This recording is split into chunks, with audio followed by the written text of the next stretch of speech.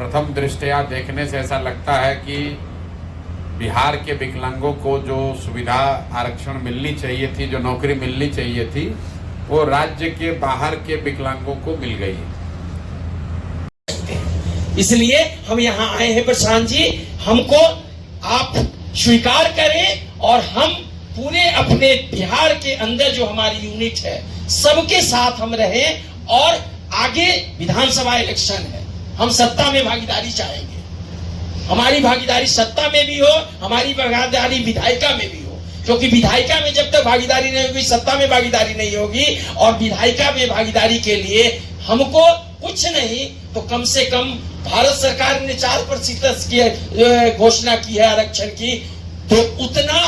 आप अगर पार्टी चुनाव आपकी पार्टी को अपनी पार्टी से चुनाव लड़ाते हैं तो कम से कम हमारे 4% जो है, जबकि पूरा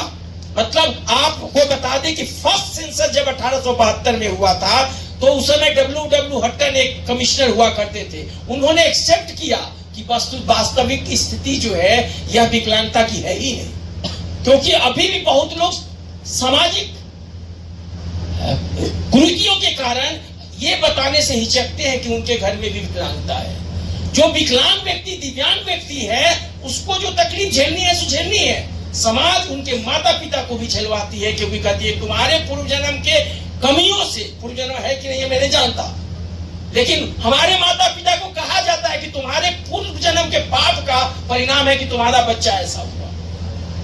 वो पूर्व जन्म कहने वाले लोग शायद पूर्व जन्म जानते हैं, हम नहीं जानते। तो ये सारी चीजें हैं और हम ये चाहते हैं कि वो सत्ता की भागीदारी हो और हम अपनी, अभी हम जस्ट प्रशांत जी आप कहने से पहले 2 मिनट की बात कर रहा था, गांधी मैदान में एक अभी बन रहा है व्हीलचेयर, ये लिफ्ट, एक तरफ से गांधी मैदान मतलब कलेक्टर कोठी से उस पार जाने के लिए, गांधी मैदान की तरफ जाने के लिए सीढ़ी, ऊपरी सीढ़ी पुल बन रहा है, वहां लिफ्ट लग रहा है लेकिन रैंप की व्यवस्था नहीं है, रैंप नहीं बन रहा है। मैंने एक मजदूर से पूछा कि भाई यहाँ हम जैसे लोग लिफ्ट में कैसे व्हील चेयर से जाएंगे, तो कह रहे सर हमको क्या पता। मुझे सोचा, मैंने सोच कर क्या है कि जाते आते ही मैं कलेक्टर से मिलकर के कहूंगा कि कैसे आप बनवा रहे हैं। मैं चाह रहा हूं कि हमारी सत्ता में भागीदारी हो ताकि हम इन सारे चीजों को इंप्लीमेंट करें। हमारा बजट आता है रैंप बनाने के सार्वजनिक स्थलों पर, वो बजट बड़ा रह जाता है, उसको इंप्लीमेंट नहीं होता है। 9 करोड़ 10 करोड़ 18 करोड़ 16 करोड़ एलोकेट हो जाता है लेकिन वो बजट खर्च नहीं होता है, क्योंकि हमारे प्रति किसी की सेंसेशन है ही नहीं। तो हम सेंसेटिव दूसरे को करने के बजाय हम खुद सेंसर होकर के, सिंसियर होकर के हम लेकिन अगर सरकार गलत भी कर दे तो फिर उसको सुधारने के लिए तो कोर्ट में ही जाना पड़ेगा। तो कोर्ट में जाने की व्यवस्था हम करा रहे हैं, 2-3 दिन में कोई न कोई निर्णय उसमें हो जाएगा। दूसरा मेरा आपको बस सुझाव इतना ही है, आपसे मेरी पहले भी मुलाकात हुई थी कई साथियों से, कि यहाँ पर दिव्यांगों के जो संगठन हैं या जो संगठन को चलाने वाले या मुखिया होने का दावा करने वाले लोग हैं, ज़्यादातर उन लोगों के बारे में जो उनकी विश्वसनीयता को लेकर बड़ा प्रश्न चिन्ह है। और दिव्यांग समाज के लोगों को इकट्ठा करके किसी नेता से बैठकर डील कर लेना खुद के लिए, मुझे लगता है कि ये अपराध है, क्योंकि लोग विश्वास से इतने शारीरिक मानसिक आर्थिक कष्ट को झेल कर इकट्ठा होते हैं और उनकी संख्या को दिखाकर खुद के लिए कुछ मांग लेना वो तो ठीक है, लेकिन मांग कर उन लोगों के हितों की अनदेखी कर देना, अगर एक कोई दिव्यांग साथी जो इसका नेतृत्व कर रहा है उसको कुछ मिल जाए उससे नुकसान नहीं है। नुकसान तब है जब वो मिलने के लिए आपके हितों की अनदेखी कर दी जाए, आपके अधिकार का बलि चढ़ा दिया जाए। तो मैंने जो देखा समझा है अभी थोड़ा बहुत, उसमें ऐसा लग रहा है कि जो लोग भी अभी तक इसका नेतृत्व करते रहे हैं उन्होंने इसको अपने प्रगति का, अपने आगे बढ़ने का, अपनी भूमिका बेहतर करने का जरिया बनाया है। तो मैं तो इतना ही कह सकता हूं कि जो भी दिव्यांग साथी यहाँ आए हैं, या आप ऐसे नेतृत्व का चुनाव करें जिस पर जो आपको बेचे नहीं। बात जनसुराज की, जनसुराज को भी आकर आपको बेचे नहीं। बात किसी एक दल और नेता की नहीं है। कोई आकर कि भाई हमारी संख्या 2% है, 4% है, 10% है, हमको आप ये जगह दे दीजिए, हम सारे दिव्यांगों का वोट आपको दिलवा देंगे, तो वो प्रवृत्ति रुकनी चाहिए, वो काम रुकना चाहिए। और उसको रोकने का एकमात्र तरीका जो मुझे अभी दिख रहा है कि राज्य के स्तर पर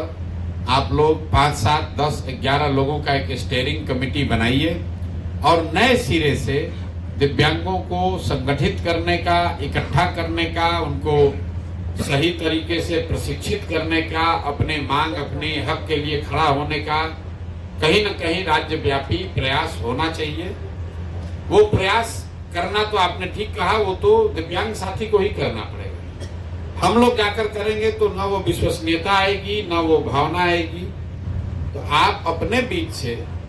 जो भी 11 साथी या 7 साथी या 5 साथी जिस पर की राज्य भर की के दिव्यांग साथियों का भरोसा हो, ऐसे 5 चरित्र के मजबूत लोगों का चयन कर दीजिए। उसको चाहे तो जन स्वराज के बैनर के तहत उस स्टीयरिंग कमेटी बना दी जाए, फिर उन 5 या 10 या 11 साथियों को वो सुविधा व्यवस्था दी जाए ताकि वो निचले स्तर पर जाकर जिलों में, प्रखंड में, पंचायत में फिर से वो सारे लोग जो अपने आप को असहाय या नेतृत्वहीन विहीन समझ रहे हैं उनको फिर से इकट्ठा किया जा सके। लेकिन किसी 4, 5, 10 व्यक्ति को संघर्ष करना पड़ेगा। हम यहाँ 2 वर्ष से पैदल चल रहे हैं तभी तो लोग स्वीकार कर रहे हैं। चाहे एक व्यक्ति स्वीकार करे या 10 व्यक्ति स्वीकार करे, वो तब स्वीकार कर रहा है जब 2 वर्ष, 2.5 वर्ष हमने समाज में जाकर वो प्रयास किया है। तो मेरा आपको सुझाव है कि पटना में 10 लोग, 50 लोग, 500 लोग को जमा करने के बजाय आप राज्य के स्तर से जो लोग पढ़े लिखे, समझदार या समाज के लिए जिसने कुछ किया है, दिव्यांगों के लिए जिन्होंने कुछ तपस्या करी है, संघर्ष करा है, ऐसे 10-11 लोगों का एक स्टीयरिंग कमेटी बना लें। उस स्टीयरिंग कमेटी को गाड़ी चाहिए, व्यवस्था चाहिए, जो हो वो जन स्वराज से उसको मिले और 3 महीने में पूरे राज्य का दौरा करके एक बार नए सिरे से संगठन बनाया जाए, नए सिरे से लोगों को इकट्ठा किया जाए और जो दिव्यांग साथियों की मांग है, मैं आपको इतना ही कह सकता हूं कि जन स्वराज के घोषणा पत्र में उसको प्राथमिकता के आधार पर शामिल किया जाए। चाहे वो नौकरियों में आरक्षण की बात हो या भागीदारी की बात हो या जो सरकारी पैसे से बनने वाले इंफ्रास्ट्रक्चर में दिव्यांगों की भावनाओं को, उनकी जरूरतों को ध्यान रखने की बात हो, इस पर एक व्यापक चर्चा करके जो मांग 3 सूत्री 5 सूत्री मांग बनाकर उसको जन स्वराज के घोषणा पत्र में शामिल किया जाए। तो मैं 3 स्टेप देखता हूं। पहला स्टेप, पहले कदम के तौर पर 11 लोगों की राज्य स्तरीय स्टीयरिंग कमेटी आप बना दें और वो 11 लोग चुने जिस पर समाज का ये भरोसा हो कि कुछ भी हो ये आदमी बेचेगा नहीं। पहली बात, आप उनके पास साधन है कि नहीं, पैसा है कि नहीं,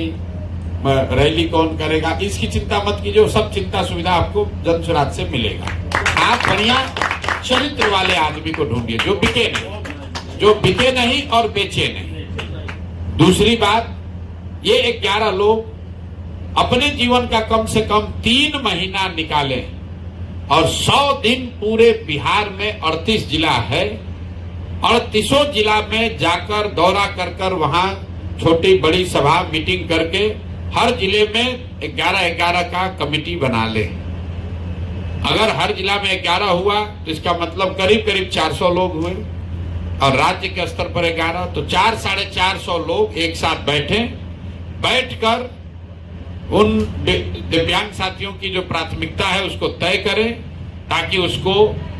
जन स्वराज दल के तौर पर, व्यवस्था के तौर पर उसको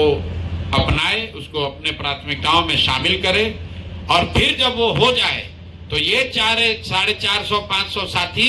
गांव जाएं, पंचायत जाएं, अपनी बैठकें करें, लोगों को बताएं ये एक नई व्यवस्था बन रही है। वर्षों से, दशकों से जिसकी चिंता किसी ने नहीं की, उसकी चिंता गांधी और बाबा साहब के विचार वाले इस प्रयास में हो सकती है। हम लोग एक बार संकल्प लें, हम लोगों ने जाति पर वोट दे दिया, कभी वादों पर वोट दे दिया, कभी हिंदू मुस्लिम पर वोट दिया। एक बार अपने दिव्यांग साथियों के बेहतरी के लिए, आने वाले पीढ़ी में अगर कोई दिव्यांग होता है उसके लिए बेहतर व्यवस्था बने, इसके लिए हम लोग वोट दें। ये संकल्प लेकर पूरे समाज को अगर जगाया जाएगा तो मुझे लगता है 5-6 महीना में पूरे बिहार में दिव्यांग साथियों का को इकट्ठा किया जा सकता है, उनको प्रेरित किया जा सकता है और उनके साथ उनके जरिए पूरे समाज में एक चेतना का संचार हो सकता है। जहां तक रह गई बात भागीदारी की, तो वो आरक्षण के आधार पर राजनीतिक भागीदारी तो अभी संभव नहीं है, लेकिन भागीदारी आपको इस दल में जरूर होगी। इस दल के कोर कमेटी में बनाया जाए, इस दल को चलाने वाले में आपकी भागीदारी बिल्कुल सुनिश्चित कर देंगे, क्योंकि जन स्वराज किसी व्यक्ति का दल नहीं, किसी जाति किसी परिवार का दल नहीं। आज जो भागीदारी की आप मांग कर रहे हैं, आप दल में भागीदारी लीजिए, दल के नेतृत्व में भागीदारी लीजिए, ताकि कल होकर आपको किसी प्रशांत किशोर के सामने हाथ ना फैलाना पड़े। एक विधायक के बन जाने से पूरे समाज का भला नहीं होगा, लेकिन अगर दल में, दल को चलाने वालों में दिव्यांगों के लिए, उनकी भावनाओं के लिए, उनकी जरूरतों के लिए सम्मान होगा, तो इस बड़ी व्यवस्था में समाज को लाभ मिल सकता है। तो मैं आपसे आग्रह करूंगा कि जो 11 लोग आपकी स्टीयरिंग कमेटी बनेगी, उसमें से एक व्यक्ति जो जन स्वराज की व्यवस्था चलाने वाली कोर कमेटी है, पूरे राज्य से 151 लोग इस व्यवस्था को चलाते हैं। तो मैं चाहूंगा कि 11 लोगों की जब स्टीयरिंग कमेटी की पहली बैठक हो, तो उसमें से एक व्यक्ति को दल की शीर्ष बॉडी में नामित किया जाए, ताकि जो भी दिव्यांगों के नजरिए से जो बातें हैं वो दल के